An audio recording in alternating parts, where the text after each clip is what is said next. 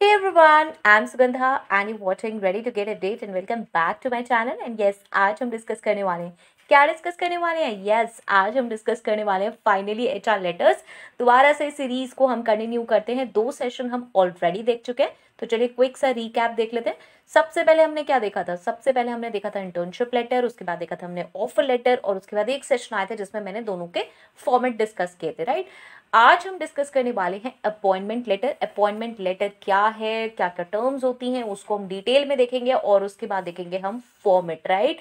एक ही लेटर इसमें आज हम देखेंगे क्योंकि ये लॉन्ग होने वाला है, बिकॉज मैं सारी टर्म्स सारी चीज़ों को अच्छे से एक्सप्लेन करने वाली हूँ। ओके, सो चलिए पूरा सेशन ज़रूर देखें। एंड यस, 2 चीज़ें हैं। एक तो चैनल सब्सक्राइब नहीं कर रहे हैं, फर्स्ट टाइम आए हैं तो प्लीज़ चैनल सब्सक्राइब करें और सब्सक्रिप्शन से पहले ना पिन कमेंट में बहुत सारे सेशंस हैं, आप उन्हें चेक कर सकते हैं। अगर आपको ऐसा लगता है कि काम के हैं तो सब्सक्राइब कर सकते हैं। और दूसरी चीज़ है यार, ज्वाइन बटन से आप मेंबर बन सकते हैं ज्वाइन क्लिक करके, राइट। तो कुछ एक्स्ट्रा चीज़ें आपको इससे मिल सकती हैं, वो आप चेक कर सकते हैं क्या क्या पर्क्स अवेलेबल हैं। चलिए सबसे पहले चलते हैं अपॉइंटमेंट लेटर क्या होता है। अपॉइंटमेंट लेटर देखिए एक फॉर्मल डॉक्यूमेंट है जो कि एक एम्प्लॉयर इशू करता है कैंडिडेट को जिसको हमने सिलेक्ट किया है किसी जॉब पोजीशन के लिए। हमने इंटरव्यूज कंडक्ट करे, हमारे पास वैकेंसी थी, हमने उसके लिए इंटरव्यू कंडक्ट किए, प्रॉपर प्रोसेस फॉलो किया और उसके बाद हमने कैंडिडेट को सिलेक्ट किया और अब हम उसे एक फॉर्मल डॉक्यूमेंट इशू कर रहे हैं जिसमें बहुत सारी चीज़ें मेंशन होंगी अपॉइंटमेंट से रिलेटेड कि वो हमारे यहाँ जॉब पे काम करने वाला है। तो ऑब्वियसली एक ये बहुत ही क्रूशियल पीस ऑफ कम्युनिकेशन है जो कि बताता है टर्म्स एंड कंडीशंस एम्प्लॉयमेंट की, इस्टेब्लिश करता है यस लीगल और एक प्रोफेशनल रिलेशनशिप किस किस के बीच में, एम्प्लॉयर और एम्प्लॉय के बीच में। नाउ इशू ये आपको एचआर डिपार्टमेंट से होता है, पर ये क्यों होता है? Because yes we all know that HR professionals are representative of employer. हम कंपनी के बेस पे हायरिंग कर रहे होते हैं तो उसके बाद सारी फॉर्मेलिटीज भी हमें ही करवानी है। Okay, that's why. लेकिन इसका एक सेट फॉर्मेट है जो कि ऑलरेडी हमेशा सेट होता है। मीन्स डिफरेंट डिफरेंट लेवल के पोजीशंस के कैंडिडेट्स के लिए ये डिफर हो सकता है, पॉलिसीज डिफर हो सकती हैं, लेकिन ऐसा नहीं है कि हम हर एक कैंडिडेट को डिफरेंट अपॉइंटमेंट लेटर इशू करेंगे। कुछ सेट टर्म्स हैं जो हमेशा वैसी ही रहती हैं हर कैंडिडेट के केस में। ओके, इससे पहले एक डिस्क्लेमर और है, वो ये है कि company to company appointment letter differ हो सकता है। तो आप ये ना सोचें अगर आप कहीं पे काम कर रहे हैं वहाँ पे आपको अपॉइंटमेंट लेटर ऐसा नहीं मिला तो आप ये फाइट करने लगे, आप सोचने लगे कि यार ये मुझे ये वाली टर्म्स क्यों नहीं मिली हैं। जब आपको मिलता है अपॉइंटमेंट लेटर तो प्लीज़ उसको प्रॉपरली रीड करिए, वहाँ कोई प्रॉब्लम है तो डिस्कस करिए अपने एचआर से, राइट। लेकिन ये हमेशा डिफर करेगा। जो टर्म्स मैं बताने वाली हूँ उसके अलावा भी और चीज़ें हो सकती हैं आपके लेटर में या फिर उससे कम भी हो सकती हैं। ये कंपनी टू कंपनी डिपेंड करता है और आप किन चीज़ों को एक्सेप्ट कर रहे हैं। ओके, सो चलिए सबसे पहले क्या है, कंपनी लेटर हेड पे होना ये ज़रूरी है। ध्यान रखें कोई अगर प्लेन पेपर पे आपको कह रहा है कि अपॉइंटमेंट लेटर है तो उसकी कोई वैलिडिटी नहीं होगी। ओके, सो अपॉइंटमेंट लेटर हमेशा आपको ऑफिशियल लेटर हेड पे मिलेगा कंपनी के, जिसमें कंपनी का ऑर्गेनाइजेशन लोगो होगा, नेम होगा, एड्रेस होगा, कॉन्टैक्ट इन्फॉर्मेशन होगी। ये सारी चीज़ें ज़रूर चेक कर लें। उसके बाद डेट, यस एक डेट प्रॉपर लेटर पे हमेशा होती है जिससे पता चलता है कि ऑफिशियल डेट ऑफ एम्प्लॉयमेंट क्या है। बहुत बार ऐसा होता है कि आपको अपॉइंटमेंट लेटर मिला, वो ऐसा हो सकता है कि आपकी 1 वीक बाद का अपॉइंटमेंट लेटर मिला आपको, या फिर आपको पहले आप यहाँ पर आ गए, आप 15 डेज से काम कर रहे हैं और आपको पहले की 15 डेज पुराना अपॉइंटमेंट लेटर इशू किया गया। मीन्स वहाँ पे ऐसी पॉलिसी है कि आपको पहले ज्वाइन करवा लिया, ऑफर लेटर एक्सेप्ट करवा के, और उसके बाद 10, 15, 20 दिन बाद आपको अपॉइंटमेंट लेटर इशू हुआ। तो अपॉइंटमेंट लेटर जो इशू होगा वो पुरानी डेट से इशू हो सकता है कि ये आपका डेट ऑफ एम्प्लॉयमेंट है। ओके, तो आपको इस केस में सारी डेट्स प्रॉपर्ली देखनी है कि ऊपर डेट कौन सी मेंशन है और इसमें नीचे अपॉइंटमेंट डेट क्या मेंशन है, डेट ऑफ ज्वाइनिंग क्या मेंशन है। ठीक है, ये डिफरेंस हो सकता है अगर एकदम आपको अपॉइंटमेंट लेटर पहले नहीं मिलता है। ठीक है, नेक्स्ट रिसिपिएंट डिटेल्स। इसमें सबसे पहले आएगा रिसिपिएंट नेम, यानी कि full name of the candidate जो कि सिलेक्ट हुआ है पोजीशन के लिए।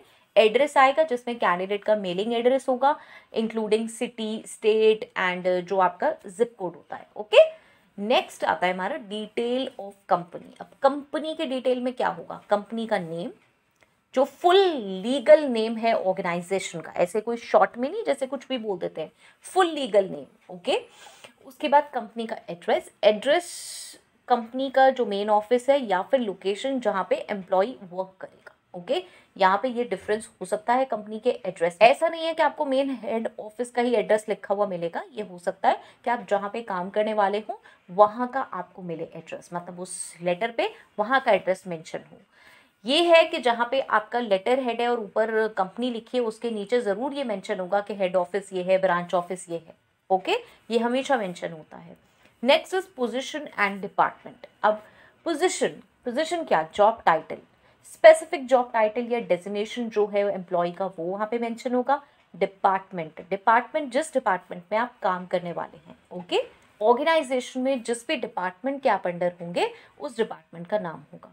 नेक्स्ट आती हैं terms and conditions of employment. अब टर्म्स एंड कंडीशंस में क्या है, अगेन ये टर्म्स एंड कंडीशंस डिफर करेंगी।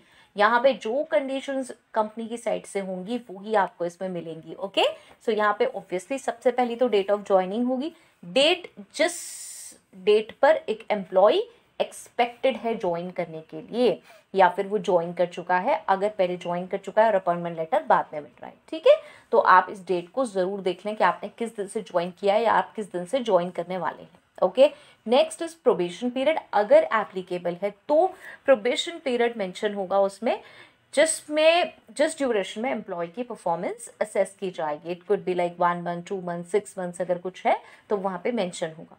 सैलरी डिटेल्स, नाउ यहाँ पे ना डिटेल ब्रेक डाउन होगा सैलरी स्ट्रक्चर का, जिसमें बेसिक सैलरी होगी, अलाउंसेस होंगे, अदर बेनिफिट्स होंगे।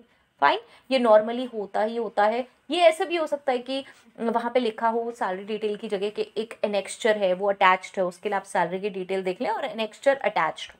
ओके, ऐसा नहीं है कि मतलब एकदम फ्रंट पे ही आपको दिख जाएगा, जैसे मैंने यहाँ पे पॉइंट बताया तो आप सोचे क्या सैलरी का पूरा वहीं पर ही लिखा होना चाहिए। बहुत बार आपको एनेक्स्चर अटैच्ड मिलेगा और उस एनेक्स्चर में जाके आप सैलरी की डिटेल देख सकते हैं। Next is working hours, important है। स्टैंडर्ड वर्किंग आवर्स और डेज ऑफ वीक जो है एम्प्लॉय के, वो यहाँ पे लिखे हुए होंगे। जो आपकी एक्सपेक्टेड वर्किंग है वहाँ पे जो भी टाइमिंग्स होंगे वो यहाँ पे मेंशन होंगे। नेक्स्ट इज लीव पॉलिसी, यहाँ पे इंफॉर्मेशन होगी कंपनी की लीव पॉलिसीज की, इंक्लूडिंग जो भी हमारी एनुअल लीव हैं, सिक लीव हैं, या फिर कोई भी अदर टाइप ऑफ लीव्स हैं। ओके, यहाँ पे अगेन ऐसा हो सकता है कि आपको अलग से एम्प्लॉय हैंडबुक दी जाए और अपॉइंटमेंट लेटर में ये मेंशन हो कि लीव की डिटेल्स आपको वहाँ से मिल जाएंगी। ओके, बिकॉज बहुत जगह ऐसा होता है कि कंपनीज में बहुत तरीके की लीव्स और बहुत तरीके की टर्म्स कंडीशंस अप्लाई होती है लीव्स की, तो वो सारी अपॉइंटमेंट लेटर में मेंशन नहीं होती। ओके, सो वहाँ पे आप अलग से पूछ भी सकते हैं, आप अलग से कंफर्म कर सकते हैं इसके बारे में। Next is termination clause. Yes, ये ज़रूर मेंशन होता है कंडीशंस जहाँ पर एम्प्लॉयमेंट टर्मिनेट हो सकता है बाय ईदर पार्टी, मतलब इंक्लूडिंग नोटिस पीरियड या रीजंस फॉर टर्मिनेशन, ये हमेशा मेंशन होंगे। अपॉइंटमेंट लेटर में आपको हमेशा ये चीज़ मिलेगी कि क्या रीजंस हैं और क्या टर्म्स एंड कंडीशंस रहेंगी अगर टर्मिनेशन होगा। Okay, next is confidentiality agreement. ये अगेन आपको मिलेगा ही मिलेगा। स्टेटमेंट एक ऐसा स्टेटमेंट जो कि एम्फसाइज करता है कॉन्फिडेंशियलिटी पे कंपनी की, कि मतलब जो इन्फॉर्मेशन है आपके पास एम्प्लॉय की कितनी रिस्पॉन्सिबिलिटी है उसे मेंटेन करने की। मतलब आपके पास बहुत ही कॉन्फिडेंशियल इन्फॉर्मेशन है तो आप रिस्पॉन्सिबल हैं कि आपको उसे कॉन्फिडेंशियल ही रखना है, आप ऐसे किसी को डिस्क्लोज नहीं कर सकते हैं। Okay, next is code of conduct. Yes, code of conduct mention होगा, रेफरेंस होगा to the companies code of conduct and employ की ऑब्लिगेशन उसमें मेंशन होगी कि आप उसे कैसे एडहर करना है। ओके, आगे बढ़ने से पहले मैं एक चीज़ ज़रूर कहूँगी, एक सीरीज़ है कॉर्पोरेट और कंपनी सीरीज़, जिसमें मैंने कुछ 5-6 सेशंस निकाले हैं कि ऑर्गेनाइजेशनल स्ट्रक्चर क्या होता है और एम्प्लॉयर ब्रांडिंग क्या होती है, विजन मिशन क्या होता है कंपनी का। अगर आप एक एम्प्लॉय हैं तभी आपके लिए हेल्पफुल है, एम्प्लॉयर हैं, आपने स्टार्टअप अभी स्टार्ट किया है या आप करने वाले हैं या फिर ऑलरेडी एंटरप्रेन्योर हैं, ओके, आप बेसिक चीज़ों के लिए स्ट्रगल कर रहे हैं, तो आप वो सीरीज़ देख सकते हैं, आपको पिन कमेंट में मिल जाएगी। और भी बहुत सारी सीरीज़ हैं, अगर आप इंटरव्यू देना चाहते हैं तो इंटरव्यू क्वेश्चंस हैं, हर तरीके के इंटरव्यू क्वेश्चंस आपको मिल जाएंगे। कम्युनिकेशन स्किल्स आप कैसे इंप्रूव कर सकते हैं, ऐसी कौन सी स्किल्स हैं जो जॉब के लिए ज़रूरी हैं, उस पर भी मैं सेशंस बना रही हूँ। 2 सेशंस मैं ऑलरेडी बना चुकी हूँ, वो भी सीरीज़ आपको मिल जाएगी। HR ऑडिट, एनालिटिक्स, इन सब पे सेशंस हैं, सो प्लीज़ आप उन्हें चेक कर सकते हैं। और जो सेशन नहीं मिलता है वो बता सकते हैं। रिक्रूटमेंट की एक प्रॉपर प्ले लिस्ट है जहाँ पे आपको 50+ सेशंस मिल जाएंगे, कैसे आप अपने टारगेट्स पूरे कर सकते हैं, एज एन HR आप कैसे आगे बढ़ सकते हैं, उसके भी बहुत सारे सेशंस हैं, राइट। सो आप उन्हें चेक कर सकते हैं। Benefits and perks. Now information about additional benefits, जो कि हम एडिशनल बेनिफिट्स देते हैं वो कैसे कैसे, जैसे कि हेल्थ इंश्योरेंस हुआ, रिटायरमेंट प्लान हुए, बोनसेस हुए, कोई और पर्क्स हुए जो कि कंपनी दे रही है, वो आप यहाँ मेंशन कर सकते हैं। इसके बाद आता है देखिए सिग्नेचर्स। सिग्नेचर्स में ऑथराइज सिग्नेटरी पहले करते हैं। लेटर जो है वो साइंड होता है किसी भी authorised representative of the company, जो कि एचआर मैनेजर हो सकते हैं, सीईओ हो सकते हैं। ओके, बहुत जैसे स्मॉल ऑर्गेनाइजेशंस हैं, सिंगल एचआर हैं, बहुत सारे काम देख रहे हैं, तो वहाँ पे क्या है, बहुत बार अथॉरिटी नहीं दी जाती उन्हें। स्मॉल ऑर्गेनाइजेशन है तो उन्हें ऐसा लगता है कि बस एक मैनेज करने के लिए हमने पर्सन रखा हुआ है, या फिर उल्टा केस भी हो सकता है कि स्मॉल ऑर्गेनाइजेशन है, एक एचआर देख रहा है, तो हाँ उसको पूरी अथॉरिटी दी है कि वो साइन कर सकता है लेटर्स। ओके, और यस एचआर मैनेजर कर सकते हैं, सीईओ भी कर सकते हैं। ओके, सो उसके बाद आता है हमारा एम्प्लॉय सिग्नेचर। नाउ सी, कुछ केसेस में employ is required to sign और रिटर्न करना होगा उन्हें कॉपी ऑफ अपॉइंटमेंट लेटर, जिससे ये पता चल सके कि उन्होंने एक्सेप्ट कर ली हैं टर्म्स एंड कंडीशंस, एंड ये डॉक्यूमेंट लग जाता है उनकी पर्सनल फाइल में और स्कैन करके पोर्टल पे भी अवेलेबल होता है कि यस आपने ये करा है। ऑब्वियसली सबके लिए अवेलेबल नहीं होता, वो कॉन्फिडेंशियल डॉक्यूमेंट्स में पोर्टल में चला जाता है कि yes you have signed these terms. ठीक है, ये सेफ रखने के लिए है और एम्प्लॉय के लिए भी अच्छा है कि अगर उसे ये पता है कि हाँ भाई कौन कौन सी टर्म्स है मैंने नोट कर लिए, ये सारी चीज़ें हैं, ये कंपनी की मुझे फॉलो करनी है और ये कंपनी के बेनिफिट्स मुझे मिलते हैं। ठीक है, next is yes last contact information, जो हमेशा होती है, contact details of HR department या फिर जो भी कंसर्न पर्सन है जिसको एम्प्लॉय कॉन्टैक्ट कर सकते हैं किसी भी क्वेरीज या क्लैरिफिकेशंस के लिए। ओके, सो ये सारी इन्फॉर्मेशन इसमें होती है अपॉइंटमेंट लेटर में। यहाँ पे मैं ये कहूँगी कि यस डिफर करेगी company to company, and yes ये एक लीगल डॉक्यूमेंट है जो कि ना क्लैरिटी प्रोवाइड करता है एम्प्लॉयर और एम्प्लॉय को टर्म्स ऑफ एम्प्लॉयमेंट की। इसीलिए yes everybody is keen to read this, मतलब सब चाहते हैं कि भाई अपॉइंटमेंट लेटर जल्दी से मिल जाए, एंड यस इम्पॉर्टेंट है कि एम्प्लॉय प्रॉपरली इसको रीड करें। I have seen lot of employees जो कि बाद में कहते हैं ये टर्म्स में नहीं था, ये हमें पता नहीं था, ये हमने देखा नहीं था, हमने पढ़ा नहीं था। ओके, अंडरस्टैंड कर लीजिए उसके प्रॉपर कंटेंट्स, सीख करिए यार, क्लैरिफिकेशन मांगिए। मतलब टर्म्स अगर क्लियर नहीं है तो आप फॉर्मली पूछ सकते हैं, एक्सेप्ट करने से पहले ऑफर आप पूछ सकते हैं, बात कर सकते हैं कि भाई ये टर्म्स क्या हैं, कैसे हैं। ओके, लेकिन ये तभी हो पाएगा जब आप उसे प्रॉपरली रीड करेंगे, क्वेरीज तभी आएंगी। ओके, चलिए तो आप फॉर्मेट देख लेते हैं एक बहुत जल्दी से। फॉर्मेट अगेन किसी कंपनी का नहीं है, ये एक बहुत ही कह सकते हो सैम्पल फॉर्मेट है। इसमें ये है कि आपकी जो स्पेसिफिक डिटेल्स हैं, yes company name, address, job title, salary, other terms, ये ऑब्वियसली कंपनी की पॉलिसीज़ के अकॉर्डिंग होंगी और जो एग्रीड टर्म्स होंगे एम्प्लॉय के साथ उसके बेस पे होंगे। ओके, सो ये जस्ट एक जनरल लेटर है। देखते हैं चलिए इस लेटर में क्या है। Okay, changes obviously company to company होंगे एंड म्यूचुअल टर्म्स। तो सबसे पहले तो देखिए कंपनी का लेटर हेड होगा, यहाँ पे डेट आ जाएगी, उसके बाद recipient name, recipient address and yes city state, उसके बाद डियर रिसिपिएंट नेम आ जाएगा एंड यहाँ से शुरू होता है हमारा लेटर। सो यहाँ पे हम कहेंगे we are please to offer you the position of this at this company starting from this. We were impressed with your qualifications and experience, and we are confident that your skills will be a valuable asset to our team. यहाँ पे आप yes language बिल्कुल change कर सकते हैं, जैसे यहाँ पे है we were impressed, आप यहाँ पे कुछ भी लिख सकते हैं जो आपकी कंपनी में आपने डिसाइड किया हो. Okay, try not to change these things every time, मतलब अगर आपने कोई लेटर सेट कर लिया है तो टैम्पलेट्स बना लीजिए और उसी में चेंजेस करते रहिए, बेस्ट है. Yes, time to time obviously senior junior profiles में आप चीज़ें चेंज कर सकते हैं, लेकिन ऐसा ना हो कि सेम ही लेवल के प्रोफाइल्स हैं. एंड येस, आपको जॉब टाइटल तो चेंज करना ही होता है, तो आप हर बार सोच रहे हैं कि इसमें मैं कुछ क्रिएटिविटी लगाऊं, तो वो एक वेस्ट ऑफ टाइम भी हो सकता है कि आप बिना बात के उसकी लैंग्वेज चेंज कर रहे हैं. ओके, मतलब अगर आप वी वर इम्प्रेस्ड की जगह आप हर बार कुछ और लिखना चाह रहे हैं तो बिना बात के आप उसमें टाइम देंगे, कोई फ़ायदा नहीं है, क्योंकि मेन जो चीज़ें हैं वो हैं जो अब आपकी टर्म्स होंगी, वो टर्म्स वही होनी चाहिए जो एग्रीड हो. तो यहाँ पे आ जाएगा सबसे पहले जॉब टाइटल, उसके बाद department name, date of joining, probation period. मैं इसको थोड़ा सा इसलिए फास्ट ले रही हूँ क्योंकि मैं वहाँ पे टर्म्स डिस्कस कर चुकी हूँ, ये तो जस्ट फॉर्मेट ही है. ओके, आप इसको रीड भी कर सकते हैं, पॉज करके भी, म्यूट करके भी देख सकते हैं। प्रोबेशन पीरियड, उसके बाद सैलरी। नाउ स्पेसिफाई करिए सैलरी की डिटेल्स, जिसमें बेसिक सैलरी, अलाउंसेस आ जाएंगे। यहाँ पे आप ये भी डाल सकते हैं कि सैलरी डिटेल्स एनेक्स्चर में अटैच्ड है और वो एनेक्स्चर आपको बैक में मिल जाएगा। ओके, नेक्स्ट इज वर्क, मतलब मीन्स वो अटैच्ड है।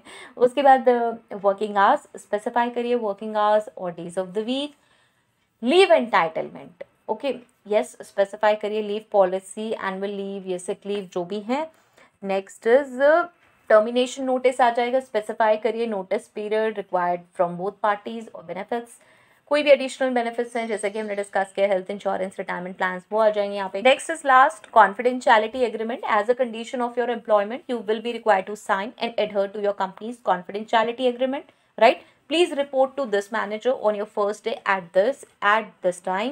Kindly bring along with necessary documentation and identification, जो चीज़ें आपको चाहिए। Your employment with company name is at will, which means that either you or the company can terminate the employment relationship at any time with or without cause and with or without notice, right? Please signify your acceptance of this offer by signing and returning a copy of this letter by, यहाँ पे आप deadline बता सकते हैं, usually within a week, या फिर आप कह सकते हैं from the date of the letter, मतलब usually within a week from the date of the letter. Okay, please यहाँ पे ज़रूर दें डेडलाइन, बिकॉज ऐसे तो आपका हैंग होता रहेगा और एम्प्लॉयज़ बार बार बोलेंगे, कैंडिडेट्स बोलेंगे कि हाँ भाई अभी मेरे पास तो उसमें कोई लिमिट डिफाइन नहीं थी तो मैं कभी भी एक्सेप्ट कर सकता था। ओके, एंड इवन कैंडिडेट के लिए भी ईजी है जल्दी डिसाइड करना कि हाँ भाई अगर इसमें प्रोसीड करना है तो पता चल जाएगा उन्हें भी, अदरवाइज वो भी हैंग्ड रहते हैं कि पता नहीं कब लेटर मिलेगा एंड पता नहीं जॉब मिली भी है या नहीं। Okay, so if you have any questions और need further clarification, please feel free to contact this HR person at this, okay, means HR contact, email or phone number. We look forward to welcoming you to our team and are excited about the contributions we know you will make to our company. Okay, next is sincerely, आपका नाम, job title, company name, company का address, email, phone number. Okay, ये सारी चीज़ें आप यहाँ पे कर सकते हैं। यस, मॉड्यूलेशंस इसमें हो सकते हैं, कोई भी टर्म्स ऐसी ना हो जो लीगल हो, मतलब कंप्लायंसेस नहीं हो, ऐसी कोई भी आपने अपने हिसाब से टर्म्स डाल दी। लीगल कंप्लायंसेस फॉलो करना ज़रूरी है। ओके, सो चलिए, आई hope so this was helpful. Next में हम नेक्स्ट कुछ लेटर्स डिस्कस करेंगे, मीन्स आई थिंक ये थोड़े लॉन्ग ही होते हैं और एक्सप्लेन भी मुझे करना होता है, तो टर्म्स एंड लेटर का फॉर्मेट हम डिस्कस करेंगे। नेक्स्ट देखते हैं, प्रोबेशन है, अप्रेजल लेटर है, प्रमोशन लेटर है, अभी टर्मिनेशन लेटर है, relieving letter, experience letter, bona fide letter, interview call letter, right? So I have around 8 to 10 letters more. Fine, so I hope so this was helpful है, मुझे ज़रूर बताएं। Until next video, all the very best, stay happy, stay safe, thanks for watching, bye bye.